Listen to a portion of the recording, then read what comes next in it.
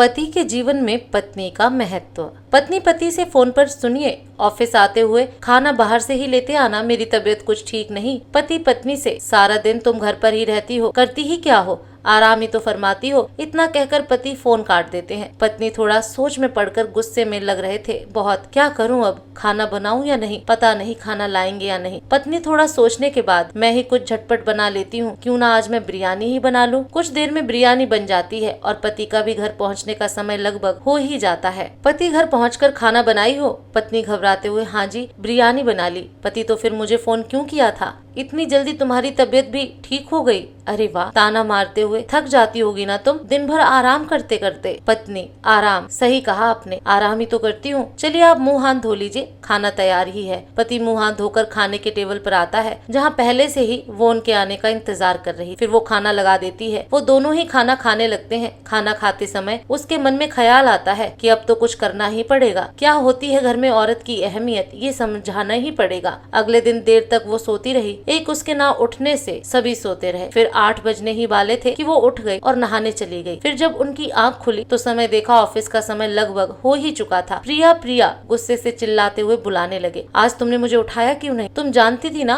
8 बजे मेरी जरूरी मीटिंग थी और आज बच्चों का स्कूल भी छूट गया। और ये क्या, सारा घर बिखरा पड़ा है। तुमने अभी तक नाश्ता भी नहीं बनाया और तो और पूजा भी नहीं की अब तक। कौन करेगा ये सब? मैं यहाँ तुमसे बात कर रहा हूँ रिया, और तुम हो कि सुबह सुबह अपने श्रृंगार में लगी हो। रिया, हाँ तुमने ही तो कहा था। मैं करती ही क्या हूँ, बस सारा दिन आराम ही तो करती हूँ। ये सब कुछ खुद ब खुद हो जाता है। अब ऐसे क्या देख रहे हो मुझे? कहकर प्रिया चली जाती है बाहर और शाम को घर लौटती है और देखती है कि सारा घर बिखरा पड़ा है। पति आ गई मैडम घूमकर। प्रिया, हाँ जी। पति, ये सब काम कौन करेगा? प्रिया, काम कहाँ है, ये तो आराम है ना, मुझे इसे करने के पैसे नहीं मिलते। आपकी नजर में तो सिर्फ पैसे कमाने को ही काम कहते हैं ना। अगर काम के बदले पैसे कमाने को ही काम कहते हैं तो ठीक है, आज से मेरी भी सैलरी फिक्स कर देना। हफ्ते में कितने दिन काम करने वाले होंगे ये विस्तार में बता कर देना। 30 त्योहार की छुट्टी भी अलग रख देना। बिना काम किए त्योहार कैसे होते हैं मुझे भी देखना है। 8 घंटे काम करने के बाद बाकी के 10 घंटों का ओवर टाइम करने का हिसाब भी कर लेना। ऐसे क्या देख रहे हैं, चलिए सो जाते हैं, सुबह से नई ड्यूटी करनी है ना, आइए। वो चुपचाप बस प्रिया की बातें सुन रहे थे और बस उसे देख रहे थे और उसकी बातों को समझने की कोशिश कर रहे थे। प्रिया लाइट बंद कर बेड पर सो जाती है और वो भी बेड पर आकर लेट जाते। फिर सुबह की पूरी हुई घटना को याद करते हैं और उन्हें इस बात का एहसास हो जाता है कि औरतों के बिना घर नहीं होता, बस एक मकान होता है। सुबह उठकर वो बिना कुछ कहे प्रिया को गले लगा लेते हैं और अपनी गलती के लिए माफी मांगते हैं और साथ ही आज प्रिया के लिए अपने हाथों से चाय बना कर लाते हैं। इस तरह से प्रिया अपनी और घर में रहने वाली सभी औरतों की अहमियत का एहसास कराती है। आज की कहानी में बस इतना ही, फिर मिलूंगी एक नई कहानी के साथ।